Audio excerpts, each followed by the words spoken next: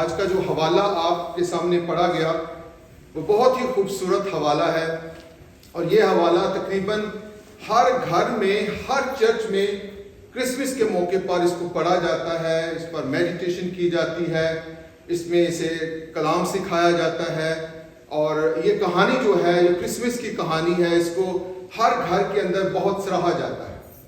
اور اس حوالے کے اندر بہت سارے خوبصورت اسباق ہیں، بہت ساری اس میں لیسنز ہیں ہمارے لیے، بہت سارے روحانی پوائنٹس ہیں جن کو ہم دیکھ سکتے ہیں۔ لیکن بڑی تھورلی ہم ان چند باتوں پر غور کرنا چاہتے ہیں۔ جب یسوع مسیح اس دنیا میں آئے تو دو خاص پہلو ان کی زندگی میں ہم دیکھتے ہیں۔ جب ان کا آنا اس دنیا میں ہوا تو وہ بڑے حلیم بن کر، بڑے چھوٹے انسان بن کر، اور یہاں تک کہ لکھا ہے کہ غریب بن کر، کرنتھیوں کے خط میں لکھا ہے کہ تم ہمارے خداوند کے فضل کو جانتے ہو، اگرچہ وہ دولت مند تھا مگر تمہاری خاطر غریب بن گیا۔ تو ایک پہلو خداوند یسوع مسیح کی ذات کا ہے کہ وہ انتہائی کمزور بن گیا، اس نے اپنے آپ کو پست کر دیا، اس نے غربت اختیار کی۔ اور فلپیوں کا خط ہماری رہنمائی کرتا ہے مزید اس کو اجاگر کرنے میں، جہاں پر لکھا ہے کہ اگرچہ وہ خدا کی صورت پر تھا مگر اس نے خدا کے برابر ہونے کو قبضے میں رکھنے کی چیز نہ سمجھا، اپنے آپ کو خالی کر دیا، ایک خادم کی صورت اختیار کر انسانوں کے مشابہ ہو گیا۔ تو یہ ہے ہمارے خداوند یسوع مسیح کی ذات کا ایک پہلو کہ اس نے اپنے آپ کو پست کر دیا۔ جب وہ اپنی پہلی آمد میں اس دنیا میں آیا تو وہ ایک ہمبل انسان بن کر، ایک کمزور انسان پر، اور یہ حوالہ ہمیں بتاتا ہے کہ یسوع مسیح ایک چھوٹے سے بچے کی صورت میں، اس کے ماں باپ در بدر کی ٹھوکریں کھا رہے، ان کو گھر نہیں کوئی مل رہا، ان کو سرائے میں جگہ نہیں مل رہی، کیسا ہمارے خداوند کا استقبال ہو رہا ہے، کیسے ہمارے خداوند یسوع مسیح کی پیدائش ہو رہی ہے۔ اور آخرکار وہ ڈرامز میں ہم دیکھتے ہیں کہ کسی جنرس بندے نے ان کو ایک سرائے میں جگہ دے دی، ایک چرنی میں جگہ دے دی، اور پھر خداوند یسوع مسیح کی پیدائش ایک چرنی کے اندر ہوئی۔ اور پھر لکھا ہے کہ مقدسہ مریم نے اس بچے کو کپڑے میں لپیٹ کر چرنی میں رکھا۔ اگلے الفاظ بڑے امپورٹنٹ ہیں، کیونکہ ان کے واسطے سرائے میں جگہ، ہمارا خدا جو پوری دنیا کو بنانے والا، پوری کائنات کا انتظام کرنے والا، آسمان و زمین کا خالق اور مالک، آسمان تیرا تخت اور زمین تیرے پاؤں کی چوکی، آج اس کے لیے سرائے میں جگہ نہیں۔ اور یہ یسوع مسیح نے رضاکارانہ طور پر کیا، والنٹرلی کیا، اس کو پش نہیں کیا گیا، مجبور نہیں کیا گیا، اس نے اپنے آپ کو خالی کر دیا۔ میرے عزیز بہن بھائیوں، اگر ہم ان کی لائف کو دیکھیں تو بہت ساری ایسی معلومات ہمیں انجیل مقدس میں ملتی ہے جس سے پتہ چلتا ہے کہ خداوند یسوع مسیح نے واقعی اپنے آپ کو پست کر دیا، چھوٹا کر دیا، حلیم کر دیا، خالی کر دیا، اور ایک غریب انسان کی سی زندگی گزاری۔ اس کی پیدائش ایک معمولی سی جگہ پر ہوئی، اس کے لیے سرائے میں جگہ نہیں ہے۔ کسی شخص نے کہا ہے خداوند تیرا گھر کدھر ہے، تو کہاں پر رہتا ہے؟ مسیح نے یہ کہا لومڑیوں کے بھٹ اور ہوا کے پرندوں کے گھونسلے ہوتے ہیں، مگر ابن آدم کے سر دھرنے کی بھی جگہ میرا کوئی گھر نہیں ہے۔ مسیح خداوند نے اپنے آپ کو یہاں تک خالی کر دیا کہ اس کا کوئی گھر نہیں، اس کے پاس کوئی شاندار کھانا نہیں، کھانا پینا نہیں، وہ دوسروں کا محتاج۔ اس نے سامری عورت سے کہا مجھے پانی پلا، اور صلیب پر چڑھا ہوا وہ کہتا ہے میں پیاسا ہوں۔ کیسا شاندار ہے ہمارا مسیحا، جس نے میری اور آپ کی خاطر اپنے آپ کو یہاں تک حلیم اور چھوٹا کر دیا۔ اس کے والدین نے اس کی پیدائش پر کوئی شاندار جشن نہیں منایا۔ شکر گزاری کے طور پر کمریوں کا ایک جوڑا وہ پیش کر سکے، کیونکہ غریب لوگ تھے۔ بڑے بڑے جو لوگ تھے وہ بکرے اور بچڑے اور بیل شکر گزاری کے طور پر، لیکن وہ غریب لوگ تھے، کمریوں کا یا کبوتروں کا ایک جوڑا انہوں نے ہیکل کے اندر پیش کیا۔ مسیح خداوند کی جیب میں کوئی پیسہ نہیں۔ ایک دفعہ کسی نے کہا کیا کیسر کو جزیہ دینا روا ہے یا نہیں؟ مسیح نے کہا مجھے سکہ دکھاؤ۔ عام سکہ جو ہے وہ عام بات ہے، عام لوگوں کی جیب میں ہوتا ہے، مسیح کی جیب میں ایک پھوٹی کوڑی بھی نہیں۔ اس نے یہاں تک اپنے آپ کو پست کر دیا۔ ایک دفعہ کسی نے کہا کہ تو ٹیکس ادا نہیں کرتا، نہ ہی تیرے شاگرد۔ مسیح کے پاس پیسہ نہیں تھا کہ وہ ٹیکس جمع کروا سکے۔ اس نے پترس سے کہا اپنی کنڈی لے جا، فلاں جگہ پر چلا جا اور وہاں پر جا کر تو اپنی بنسی ڈال، اور جو پہلی مچھلی تو پکڑے گا اس مچھلی کے پیٹ کے اندر ایک سکہ ہوگا، میرے لیے اور اپنے لیے ٹیکس جمع کروا۔ اب مسیح کو پتا تھا یہ اس کی الوہیت کو ظاہر کرتا ہے کہ مچھلی پکڑے گا وہ، اور جو پہلی مچھلی ہوگی اسی کے اندر سکہ ہوگا۔ سو مسیح خداوند نے اپنے آپ کو چھوٹا کر دیا، خالی کر دیا۔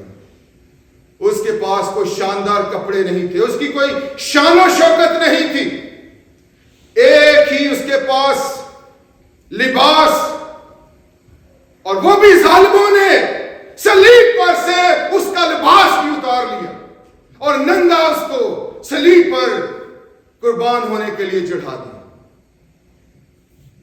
کیسا شاندار مسیحا ہے جس نے اپنے آپ کو اتنا حلیم کر دیا، اتنا چھوٹا کر دیا۔ اس کے شاگردوں نے اس کے ساتھ بے وفائی کی، ایک شاگرد نے اس کو بیچ دیا، ایک شاگرد نے 3 دفعہ اس کا انکار کر دیا۔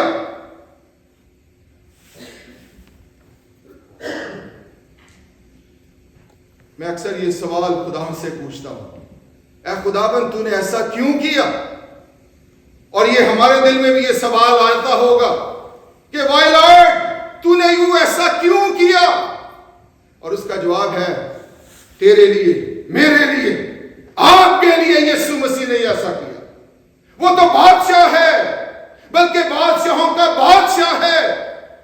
اگر آپ مکاشفہ کی کتاب کو پڑھیں تو وہاں پر میرے مسیحا کی شان کو بیان کیا گیا ہے۔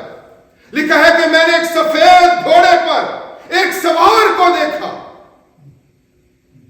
اس کے پیچھے فوجیں ہیں اور اس کی ران پر یہ نام لکھا ہے، اور اس کا کام ہے فتح کرنا، اور اس کی ران پر نام کیا لکھا ہے؟ بادشاہوں کا بادشاہ اور خداوندوں کا خدا۔ یہ ہے اس کا جذبہ، یہ ہے اس کی شان، یہ ہے اس کی الوہیت۔ اور پھر کلام یہ بیان کرتا ہے یوحنا کی انجیل کہ ساری چیزیں اس کے وسیلے سے پیدا ہو، جو کچھ بھی دنیا میں پیدا ہوا یسوع مسیح کے ہاتھ سے بنا، یسوع مسیح کے وسیلے سے پیدا ہوا، لیکن اس نے اپنے آپ کو حلیم کر دیا، چھوٹا کر دیا، تاکہ ایک بڑی نجات کا وہ انتظام کر سکے۔ اور جب یہ الفاظ میں پڑھتا ہوں میرا دل ڈوب جاتا ہے کہ اس کے واسطے سرائے میں جگہ مسیح نے رضا کرانہ طور پر ایسا کیا تاکہ مجھے اور آپ کو وہ بچا سکے، اور میرا اور آپ کا خدا کے ساتھ رشتہ استوار کر سکے، نجات کا انتظام کر سکے۔ اب یہاں پر کئی لوگ یسوع مسیح کو ہلکا سمجھتے ہیں، وہ کہتے ہیں نہیں یہ دیکھیں چھوٹا سا بچہ کیسے نجات دہندہ ہو سکتا ہے، ایک غریب سا انسان ہے، وہ کیسے، وہ خدا کی محبت کو نہیں سمجھ پاتے، اس کا مذاق اڑانے کی کوشش کرتے۔ کئی اپولوجسٹ جنہوں نے مسیح کا مذاق اڑایا کہ یہ کیسے خداوند ہو سکتا ہے۔ اب میں چند پوائنٹ آپ کو اسی حوالے سے بتانا چاہتا ہوں کہ یہ بچہ جو چرنی میں پڑا ہوا ہے کوئی عام بچہ نہیں ہے، یہ جو خداوند پیدا ہوا ہے کوئی عام شخصیت نہیں ہے. ہی از گاڈ. وہ خدا کا بیٹا، دنیا کا منجی، دنیا کا نجات دہندہ. میں نے کافی پوائنٹ لیکن جلدی سے میں بیان کرتا ہوں اسی حوالے میں سے کہ وہ پوائنٹس کیا ہیں جو یسوع مسیح کی الوہیت کو، اس کی ذات الہی کو پیش کرتے ہوئے نظر آتے ہیں. پہلی بات، اس کی پیدائش کی خوشخبری فرشتے کے وسیلے سے دی گئی. اور اگر آپ متی کی انجیل اور لوکا کی انجیل کو ملا کر پڑھیں تو ایسا لگتا ہے جیسے سارے کے سارے فرشتے بڑے حرکت میں آ گئے ہیں. کبھی فرشتہ یوسف کے پاس جاتا، کبھی مریم کے پاس جاتا، کبھی وہ چرواہوں کے پاس جاتا، کبھی زکریا کے پاس جاتا. فرشتے موو میں ہیں، حرکت میں آ گئے، کیونکہ ایک بہت ہی عظیم انسان، خدا جو انسان بنا، ماضی میں پہلے ایسے کبھی نہیں ہوا، وہ پیدا ہوا. بڑے بڑے دنیا کے لیڈر آئے، ان کی پیدائش کسی فرشتے کے وسیلے سے نہیں دی گئی. یہاں پر بھی بہت سارے پاسبان ہیں، میں بھی ہوں. ہماری پیدائش میں کوئی فرشتہ نہیں آیا. کوئی آیا تو بتائیں. مسیح کی پیدائش ایک عجیب پیدائش. فرشتے اس کی خوشخبری دیتے ہوئے نظر آتے ہیں. کم از کم 4 دفعہ فرشتے نے یوسف کی مدد کی، رہنمائی کی، جس کو ایک بڑا مشکل ٹاسک دیا گیا کہ تو اس عورت کو لے آ جو آلریڈی حاملہ ہو چکی ہے. کتنا مشکل اس کے لیے ہوگا. لیکن ہم دیکھ سکتے ہیں کہ یوسف خداوند کی پیروی کرنے میں دیری نہیں کرتا. فوراً لکھا ہے وہ فوراً مریم کو اپنے گھر لے آیا. ایک دفعہ رات کے وقت فرشتے نے اس کو مخاطب کیا کہ رات کے وقت ہی وہ بچے کو اور اس کی ماں کو لے کر مصر کو چلا گیا، کیونکہ ہیرودیس بادشاہ اس کا مخالف. امیڈیٹ سبمیشن نظر آتی ہے. کوئی دیری نہیں، کوئی دعا نہیں، میں دعا کروں گا پھر دیکھوں گا. فوراً اوبیڈینٹ خداوند کا نظر آتا ہے. سو فرشتوں کے ذریعہ سے اس بچے کے بارے میں پیشن گوئی کی گئی. دوسری بات یہاں پر لکھا ہے اور خداوند کا جلال ان کے چوگرد چمکا. یہ کوئی چھوٹی ہستی نہیں، آسمان سے خدا کا جلال ظاہر ہوتا ہے. اور یہ جلال شاید کسی روشنی کے وسیلہ سے، کسی بادل کے وسیلے سے ہو سکتا ہے، کیونکہ اس کا جلال کا تھوڑا سا نقشہ ہم اولڈ ٹیسٹامنٹ میں دیکھتے ہیں. جب موسیٰ پہاڑ پر جاتا ہے تو جلال ہی جلال ہے، اس کی صورت اتنی نورانی ہو جاتی ہے. لوگوں نے کہا کہ اپنے چہرے پر رومال رکھ لیا کر، کیونکہ ہم تجھے دیکھ نہیں سکتے. یہ وہی جلال ہے جس کے لیے موسیٰ نے درخواست کی، اے خدا مجھے اپنا جلال دکھا. خدا نے کہا کوئی انسان مجھے دیکھ کر زندہ نہیں رہ سکتا. لیکن یہاں پر ساری چیزوں کو خدا نے کنٹرول کیا. جب مسیح کی پیدائش ہوئی تو اس کا جلال ظاہر ہوا. اور اس کا یہ بھی مطلب ہے اس میں خدا کی خوشنودی شامل ہے. اور کم از کم 2 دفعہ خدا باپ نے یسوع مسیح کو مخاطب ہوتے ہوئے یہ کہا، یہ میرا پیارا بیٹا ہے جس سے میں خوش ہوں. لگتا ہے خدا کی ذات یسوع مسیح کی پیدائش پر خوش ہے. وہ جو پلان خدا نے بنایا، آج اس پلان کا آغاز ہو گیا ہے. آج وہ پلان جو ہے وہ پورا ہوتا ہوا نظر آ رہا ہے. خدا خوش ہے، فرشتے خوش ہیں. لکھا ہے کہ فرشتوں کی ایک لشکر حمد کرتی ہوئی. یہ کیسا بچہ ہے جس کی پرستش جو ہے فرشتوں کے وسیلے سے کی جا رہی ہے. اور یہ جو یہاں لکھا ہے کہ لشکر کا ایک گروہ اس سے مراد 50 100 500 فرشتے نہیں، کاؤنٹلیس اینجل، ایک پورے کا پورا لشکر. اور اس کا نقشہ مکاشفہ کی کتاب میں لکھا ہے کہ ان فرشتوں کی تعداد لاکھوں اور کروڑوں میں ہے.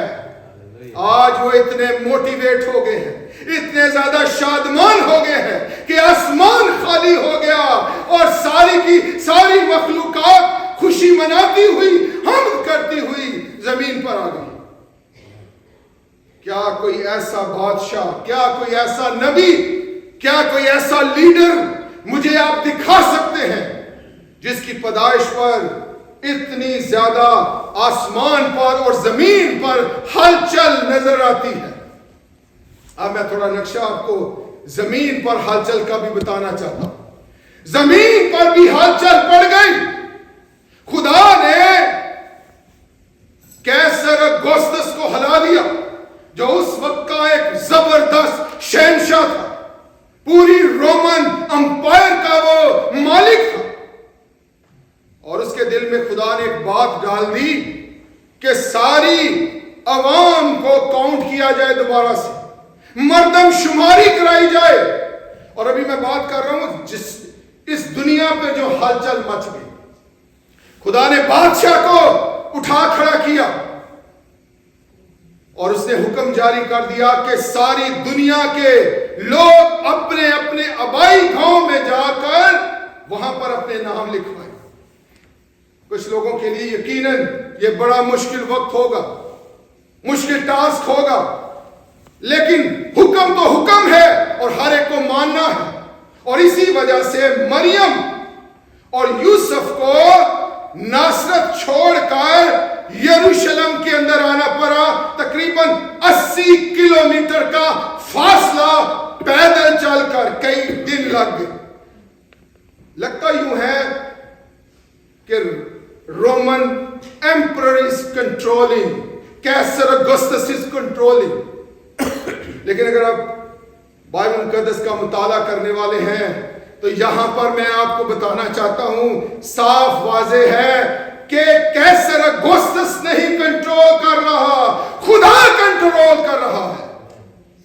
اور خدا نے اس کے دل کو ابھارا کہ مردم شماری کی جائے تاکہ یوسف اور مقدسہ مریم ناصرت کو چھوڑ کر بیت الحم میں آئے.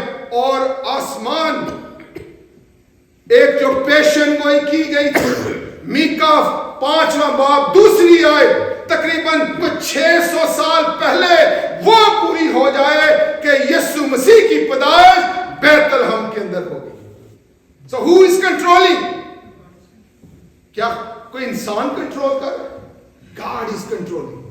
Caesar Augustus is not controller. Our God is in control. تو یہ ہے زمین پر ہلچل مچ گئی.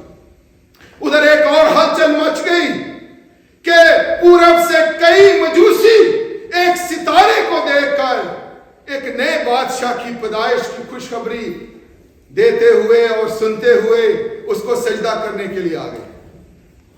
ہے نا یہ ایک ہلچل؟ اس بچے کی پیدائش پر نہ صرف آسمان پر بلکہ زمین پر بھی ہلچل مچ گئی.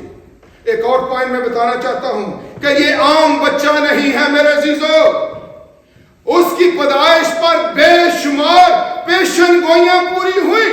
پیشن گوئی سے مراد ہے کہ پرانے عہد نامہ میں، اولڈ ٹیسٹامنٹ میں یسوع مسیح کے بارے میں بتایا گیا ہو کہ وہ ایسا ہوگا، اس کا نام یہ ہوگا، اس کی پیدائش یہ ہوگی، اور یہ سارا کچھ. اور کسی ایک عالم نے انویسٹیگیشن کی، 300 پیشن گوئیاں میرے اور آپ کے مسیحا کے بارے میں آلریڈی اولڈ ٹیسٹامنٹ میں بتائی گئی. اگر ایک پیشن گوئی ہو تو کافی ہے. More than 300 prophecies. Isn't it amazing کہ ہمارا خداوند یسوع مسیح، اس کے بارے میں بتایا گیا کہ وہ عورت کی نسل سے ہوگا. اس کے بارے میں بتایا گیا کہ اس کی پیدائش بیت الحم میں ہوگی. یسایہ کو بتایا گیا کہ اس کا نام ایمانویل ہوگا، جس کا مطلب ہے خدا ہمارے ساتھ. بے شمار اور یرمیا اور داؤد کے وسیلے سے اور انبیاء کے وسیلے سے بے شمار پیشن گوئیاں کی گئی. ٹائم نہیں ہے کہ زیادہ ہم اس کی ڈیٹیل میں جائیں. مسیح کی آمد ایک غیر معمولی واقعات پر مبنی ہے اور اس کی پیدائش پر ایک پیغام دیا گیا. یہاں پر لکھا ہے مگر فرشتے نے ان سے کہا ڈرو مت. بڑا encouraging message for all of us کہ ڈرنے کی کوئی ضرورت نہیں ہے. اب ڈر ختم ہو گیا. میرا اور آپ کا مسیحا آ گیا. ڈرنے کی کوئی ضرورت نہیں. آنے والے چیلنجز کے بارے میں, بیماریوں کے بارے میں, کرائسس کے بارے میں شاید سوچ رہے ہو. ڈرنے کی ضرورت نہیں ہے. مسیح موجود ہے. اور پھر پیغام کیا ہے؟ میں تمہیں بڑی خوشی کی بشارت دیتا ہوں. بڑی خوشی کیوں؟ یہاں پر جو لکھا ہے بڑی خوشی, بڑا کیوں لکھا گیا؟ کیونکہ ہمارا خدا بڑا ہے, ہمارا نجات دہندہ بڑا ہے, اس کی نجات کا انتظام بڑا ہے اور وہ بڑے بڑے گنہگاروں کو بچانے کے لیے آ گیا ہے. جس میں سے میں بھی ایک گنہگار جس کو اس نے بچا لیا. بے شمار گنہگار جو سوچتے ہیں کہ میں یہ ڈیزرو ہی نہیں کرتا کہ میں اس کی حضوری میں بیٹھ سکوں. میں آج آپ کو خوشخبری دینا چاہتا ہوں, وہ آپ سے بھی بڑے بڑے گناہگاروں کے لیے آ گیا, آپ کو بچانے کے لیے, مجھے بچانے کے لیے. اس لیے یہ بڑی خوشی کی بشارت. اور پھر اس بشارت کے اندر کئی نام دیے گئے. 3 نام تو یہاں پر, 3 ٹائٹل تو یہاں پر دیے گئے کہ اس کا نام ایک منجی ہوگا. ایک ٹائٹل ہے ہی از اے سیویئر, نجات دینے والا. دوسرا ہے وہ مسیح ہے, مسایا, اپوائنٹڈ, انوائنٹڈ. اور تیسرا ہے ہی از لارڈ, وہ مالک ہے, ہی از کنٹرولر آف ایوری تھنگ.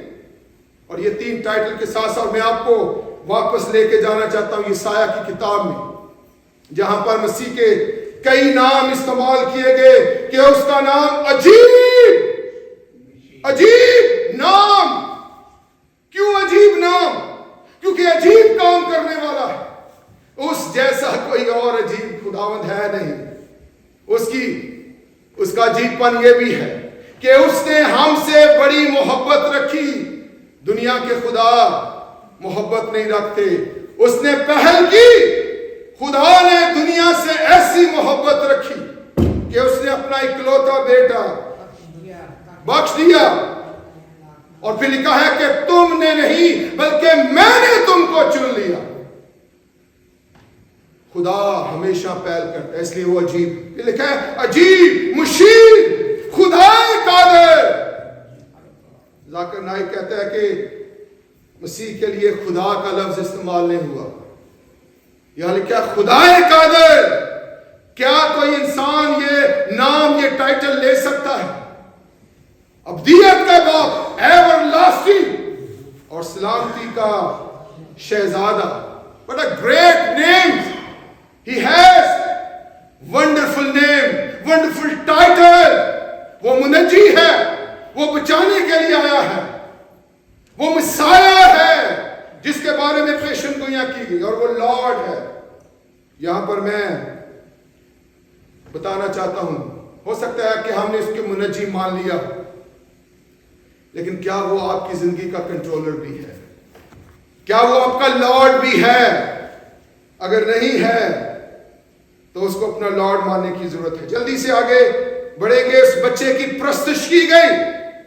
اب کتنے لوگوں نے اس کی پرستش کی؟ سب سے پہلے مقدسہ مریم نے خداوند یسوع مسیح کی حمد کی. اور یہاں میں بتانا یہ بھی چاہتا ہوں کہ Jesus is more than anybody. اس کا جو مقام ہے وہ کسی انسان کے مقام سے کہیں بالا تھا. مقدسہ مریم خداوند کی حمد کرتی نظر آتی ہے.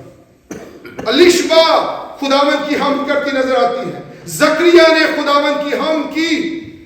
فرشتوں نے خداوند یسوع مسیح کی حمد کی, اس کی پرستش کی, اس کو سجدہ کیا.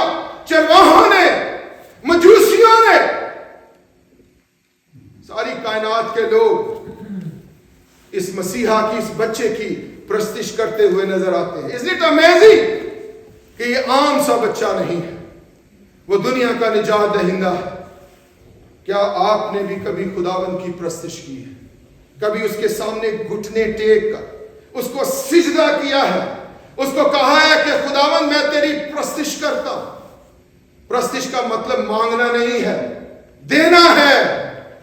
مجوسیوں نے جب پرستش کی تو لکھا ہے کہ انہوں نے اس کو سجدہ بھی کیا اور اپنے تحائف بھی دیے. مانگا کچھ نہیں. کوئی دعا, کوئی میرا سر درد ہونے ہے, میرے واسطے دعا کر دو, کچھ نہیں مانگا. پرستش دینا ہے, پرستش ایٹیٹیوڈ ہے. سو میرے عزیزوں, اس بچے کی پرستش کی گئی اور پھر لکھا ہے فلپیوں کے خط میں کہ ایک وقت آئے گا کہ ہر ایک گھٹنا اس مسیحا کے سامنے جھکے گا اور ہر ایک زبان اس کا اقرار کرے گی کہ وہی مسیحا. اور آخری بات کہہ کر ختم کرنا چاہتا ہوں کہ یہ بچہ ایک مرکزی بچہ بن گیا, سینٹرل پوائنٹ بن گیا, سینٹرل فگر بن گیا. اب بہت سارے اور لوگ بھی ہیں اس کہانی میں, اس سٹوری میں. ستارہ ہے, لوگوں نے اس کو سینٹر نہیں بنا لیا, حالانکہ ایک غلط فہمی, بعض دفعہ سٹار کو ہم اپنا وہ سینٹر بنا لیتے ہیں. یسوع مسیح کو چھوڑ کر کئی اور ایلیمنٹس کو سینٹر بنا لیتے ہیں. آج کل کے دور میں سینٹا کلاس کو سینٹر بنا لیا جاتا ہے, جو کہ ایک بدعت ہے, جو کہ بری بات ہے, اور میں یہاں تک کہوں گا کہ گناہ ہے. اگر یسوع مسیح سے بڑھ کر کوئی بھی شخصیت, کوئی بھی آبجیکٹ آپ کی زندگی کا سینٹر بن جائے تو یہ بت پرستی ہے. فرشتے کا ذکر ہے, ہیرودیس بادشاہ کا ذکر, کیسر اگسطس کا ذکر, مریم کا ذکر, یوسف کا ذکر. کوئی بھی سینٹرل پوائنٹ نہیں. Jesus is the centre. Jesus is the centre. کیا یسوع مسیح آپ کی زندگی کا بھی سینٹر ہے یا نہیں؟ شاید دعویٰ کرتے ہیں جی ہم مسیح ہیں, ہم بہت اس کی پرستش کرتے ہیں, اس کی ہم کرتے ہیں. Is Jesus center of your life? Is Jesus center of your opinion, your decision? کیا آپ کے فیصلوں میں یسوع نظر آتا ہے؟ کیا آپ کی زندگی میں یسوع نظر آتا ہے؟ آپ کے خاندان میں یسوع نظر آتا ہے؟ اگر نہیں ہے تو اس کو سینٹرل پوائنٹ بنانے کی ضرورت ہے. اور میں یہاں یہ بھی بتاتا چلوں کہ God deserves the first place. God deserves the best place. اس کو کبھی دوسرا تیسرا حصہ نہ دیں, وہ پہلا مقام رکھتا ہے. تو اپنے خدا سے, اپنے سارے دل سے, ساری جان سے, ساری طاقت اور ساری عقل اور طاقت سے اس سے محبت رکھ. سو میرے عزیز بھائی اور بہنوں, یہ ہے میرے مسیحا کی شان, یہ ہے میرے مسیحا کا شاندار اس کا پہلو کہ وہ الہی ہے, وہ خدا ہے, وہ خدا کا بیٹا ہے, وہ نجات دہندہ ہے, وہ مسایہ ہے, وہ لارڈ ہے. اس کو ہلکا نہ سمجھے, اس کو چھوٹا بچہ سمجھ کر ٹریٹ نہ کریں. He is more than a prophet. He is more than a child. He is مالک, وہ ساری دنیا کا پیدا کرنے والا. آئیے ہم اس کو اسی طریقے سے ٹریٹ کریں جس طرح کہ کلام ٹریٹ کرتا ہے. آئیے ہم اس کو اسی طرح سے محبت دکھائیں جس طرح ان لوگوں نے, ان کریکٹرز نے اپنی محبت شو کی. فرشتوں نے اپنی بھیڑوں کو چھوڑ دیا, یسوع کو جا کر سجدہ کیا. مجوسیوں نے ایک لمبا سفر کیا, کئی کٹھن مراحل دیکھے. ان کی زندگی کا سینٹرل پلیس یسوع تھا. وہ یسوع مسیح کو دیکھنے کے لیے اور سجدہ کرنے کے لیے آگے. فرشتوں نے آسمان کو چھوڑ دیا کیونکہ یسوع مسیح ان کی زندگی میں پریورٹی رکھتا تھا. مقدسہ مریم نے, یوسف نے دنیا کی تہمتوں کو برداشت کیا, انہوں نے خدا کو چن لیا. ایکسکیوز کر سکتے تھے, خدا نے میں نہیں کر سکتا, میں نہیں کر سکتی, میں چھوٹی سی بچی ہوں، ٹین ایج، میں نہیں کر سکتی. یوسف کہہ سکتا تھا میری عزت خراب ہو جائے گی. They chose God. کیا آپ نے بھی یسوع مسیح کو چنا ہے یا نہیں؟ ہو سکتا ہے کئی دفعہ ہم دنیا داری کو چن لیں اور چیزوں کو چن لیں، یسوع کو ریجیکٹ کر دیں. اور میں آپ کو دوسری طرف بھی لے کر جانا چاہتا ہوں. بادشاہ ہیرودیس نے اس کو ریجیکٹ کر دیا، اس کے علماء نے، فقیوں فریسیوں نے اس کو ریجیکٹ کر دیا، بڑے بڑے عالموں نے جو بائبل کو سمجھتے تھے ریجیکٹ کر دیا. اس کو ریجیکٹ نہ کریں، اس کو ایکسپٹ کریں، اس کی پرستش کریں، اس کی تابعداری کریں، اور جو خوشی خداوند نے آپ کو اس کے آنے کے وسیلے سے دی ہے اس کو سیلیبریٹ کریں، اور اس سیلیبریشن کو اپنے تک نہ رکھیں. لکھا ہے کہ ان چرواہوں نے جب سن لیا تو انہوں نے یہ بات جا کر مشہور کی. کوئی بہت انتظار نہیں کیا، اسی رات کو جو یسوع مسیح کو جان لیتا ہے، جو یسوع مسیح کو پرکھ لیتا ہے، وہ پھر دوسروں کو بتائے ہوئے نہیں رہ سکتا. جو یسوع مسیح کو دیکھ لیتا ہے اس کے راستے جدا ہو جاتے ہیں، اس کے فیصلے جدا ہو جاتے ہیں، اس کا ایٹیچیوڈ تبدیل ہو جاتا ہے. میری یہ دعا ہے کہ خدا اس کرسمس کے موقع پر میرے اور آپ کے ایٹیچیوڈ کو بھی تبدیل کرے. شکر گزاری کا رویہ آ جائے ہماری زندگی میں، یسوع مسیح کو اپنی زندگی کا کنٹرول دے دیں اور اس کی تابع داری کے لیے اپنے آپ کو خداوند کے سامنے پیش کر دیں. God bless you.